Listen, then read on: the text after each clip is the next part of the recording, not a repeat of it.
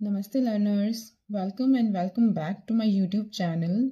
तो चलिए सीधे पॉइंट पर आते हैं लर्नर्स। आज की इस वीडियो में हम क्लास 11th अकाउंटेंसी का सिलेबस स्टार्ट करने वाले हैं, जिसमें हम क्लास 11th के सभी चैप्टर्स की डिटेल में स्टडी करेंगे अकाउंटेंसी सब्जेक्ट की, और इसकी थ्योरी, प्रैक्टिकल एक्सेट्रा सब कुछ हम कवर करने वाले हैं। तो आप बिना किसी टेंशन के इन वीडियोस पर रिलाई कर सकते हैं। ये वीडियोस की हेल्प से अपने क्लास 11th अकाउंटेंसी का सिलेबस कवर कर सकते हैं। टाइम टू टाइम आपको वीडियोस और शॉर्ट्स मिलते रहेंगे, जिससे आप अपनी स्टडी को कवर इजीली कर सकते हैं। ओके, तो चलिए आज का हमारा टॉपिक है अकाउंटिंग। अकाउंटिंग क्या होता है?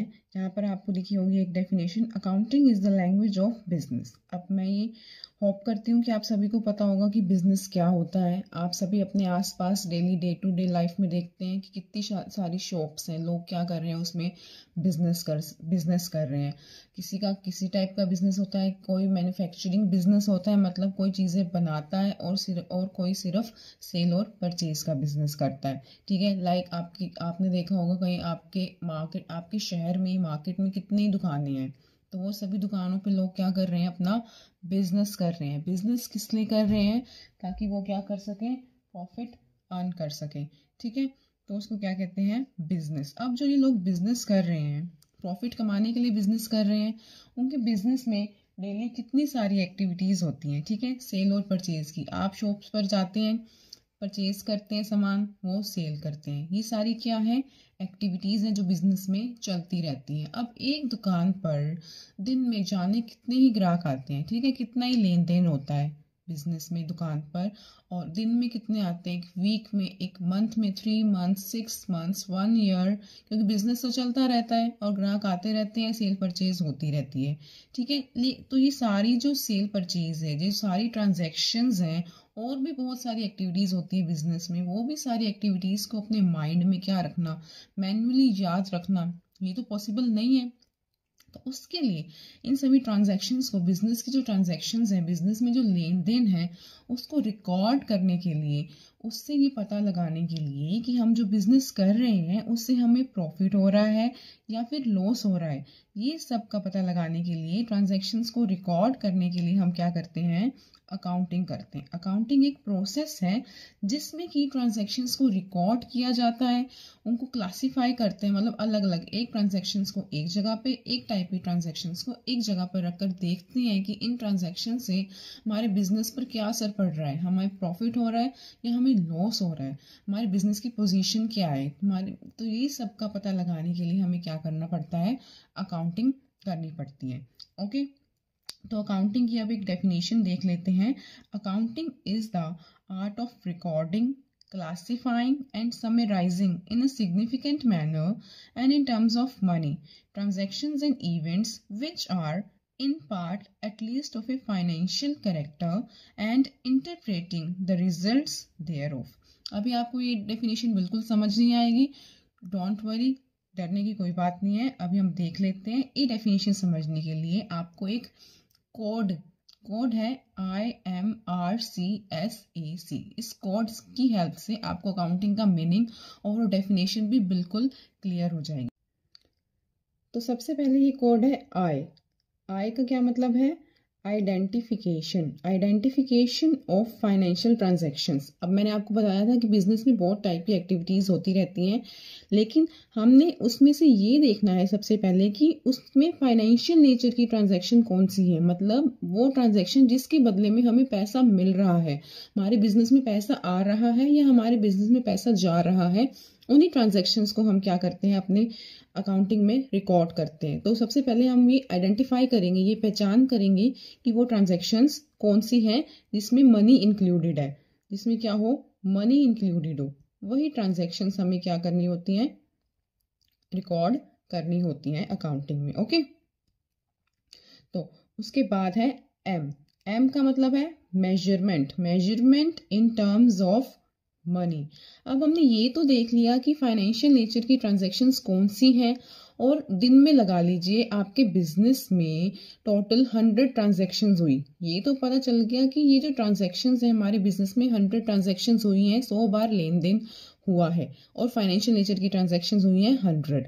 लेकिन इन 100 ट्रांजैक्शन से हमारे बिजनेस में कितना पैसा आया और कितना पैसा गया, अब हमें ये मेजर करना है। ठीक है, फॉर एग्जाम्पल 100 ट्रांजैक्शन से हमारे बिजनेस में 1 लाख रुपीज तो आए जो हमने सेल परचेज किया या जो ट्रांजैक्शंस की, और 80,000 का हमने क्या कर दिया, एक नई गुड्स भी नया और जैसे स्टॉक भी अपनी शॉप पर ले आए, बिजनेस में ले आए, तो 80,000 हमारे चले भी गए और 1 लाख हमें सेल से मिल भी गए।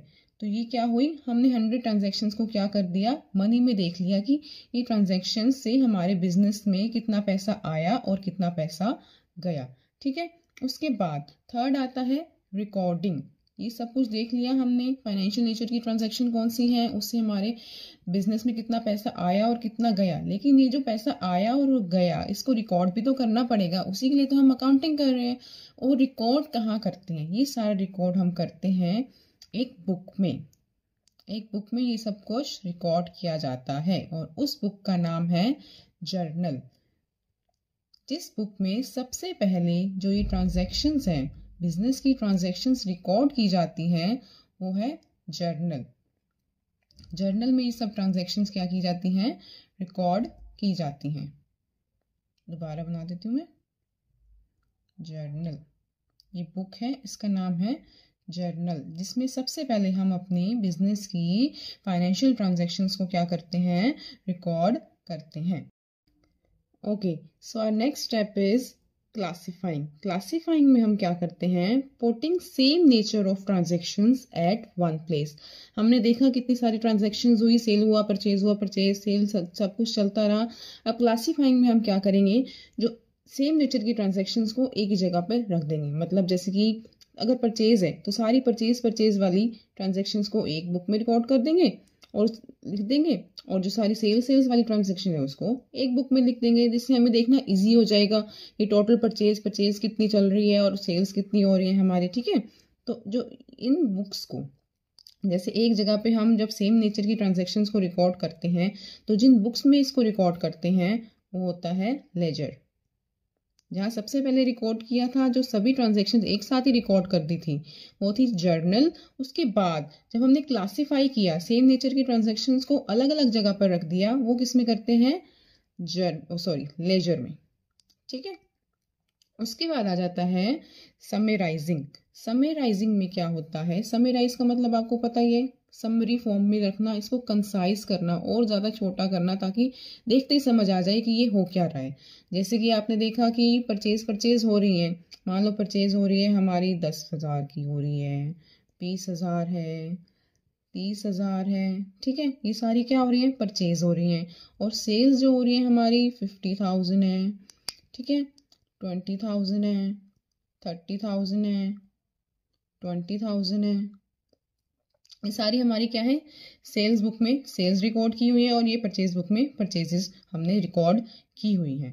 तो ये टोटल हो गया हमारा। ये देखना, अब इसको और कंसाइज करना, मतलब छोटी फॉर्म में, एक समरी की फॉर्म में देखना।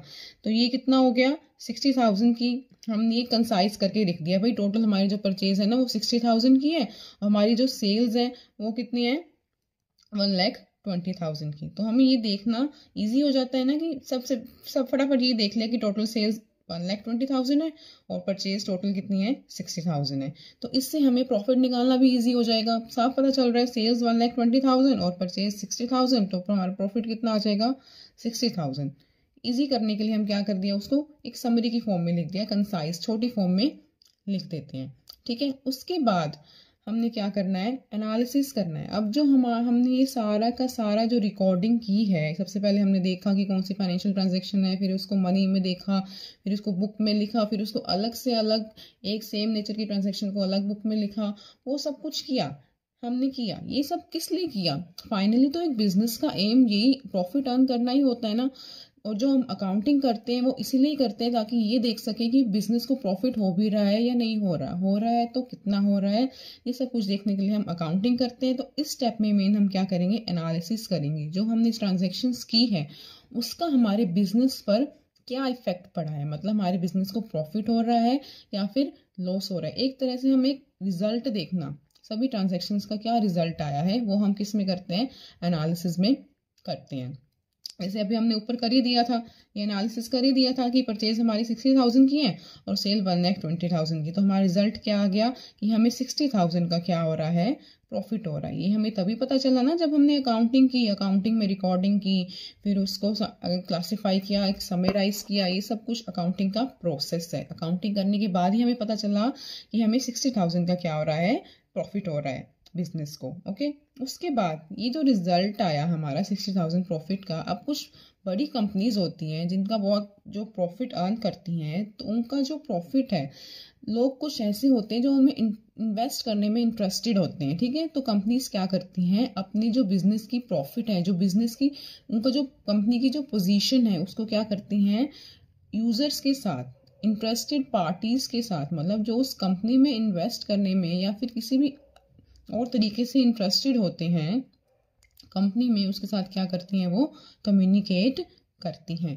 ठीक है, तो ये जो रिजल्ट है हमारा, उसके बाद कंपनीज ने क्या किया, बिजनेस क्या करते हैं, उसको कम्युनिकेट करते हैं।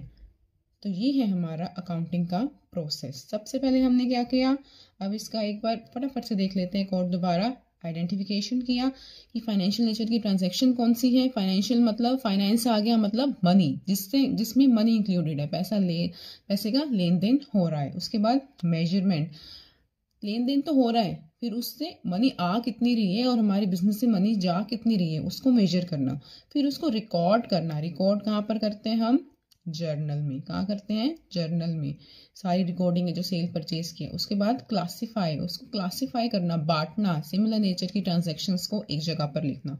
वो किस में करते हैं, लेजर में। किस में करते हैं, लेजर में। उसके बाद समराइज, उसको एक कंसाइज फॉर्म में लिखना, छोटी फॉर्म में, समरी की फॉर्म में लिखना कि फटाफट से देख लिया भाई परचेज इतनी हुई और सेल इतनी हुई, ताकि फटाफट से पता चल जाए हमारे बिजनेस में चल क्या रहा है। उसके बाद इन सभी से क्या करना, एनालिसिस करना, भाई ये सारी ट्रांजैक्शन हम बिजनेस कर रहे हैं तो उसका रिजल्ट क्या है, उसका रिजल्ट देखना, उसको इंटरप्रेट करना। उसके बाद इस रिजल्ट को क्या करना, कम्युनिकेट करना, इंटरेस्ट जो हमारे बिजनेस में इंटरेस्टेड लोग हैं उनके साथ कम्युनिकेट करना। ये क्या है, हमारा सिंपल सा बिजनेस अकाउंटिंग का बिनिंग या फिर प्रोसेस भी कह सकते हैं। अब आपको ये जो डेफिनेशन है वो भी समझ आ जाएगी, एक बार फटाफट से देख लेते हैं। Accounting is the art of recording करी हमने, एंड क्लासिफाइंग, फिर उसको summarise in a significant manner, अच्छी तरह कर दिया, and in terms of money, obviously सिर्फ मनी की ही हम इसमें वैल्यू होती है, और जो भी बिजनेस में कुछ भी हो रहा है जिसमें मनी इंक्लूडेड नहीं है वो अकाउंट्स में या फिर अकाउंटिंग में नहीं आती। सभी ट्रांजैक्शन और इवेंट जो मनी से रिलेटेड है वही हम रिकॉर्ड करते हैं, which are in part at least of a finance, आगे वही बात जो फाइनेंशियल नेचर की होती है। ठीक है, एंड इंटरप्रेटिंग मतलब उसके बाद क्या निकालना, उसका रिजल्ट निकालना, ताकि हमें बिजनेस की पोजीशन का पता चल सके। ओके, तो आई होप आपको अकाउंटिंग का मीनिंग क्लियर हो गया होगा। अगर आपको वीडियो में कुछ भी अच्छा लगे तो please like, share and subscribe. अगर आपको कुछ भी सजेशन या फिर कुछ भी कहना है तो you can comment. Thank you, see you in the next video.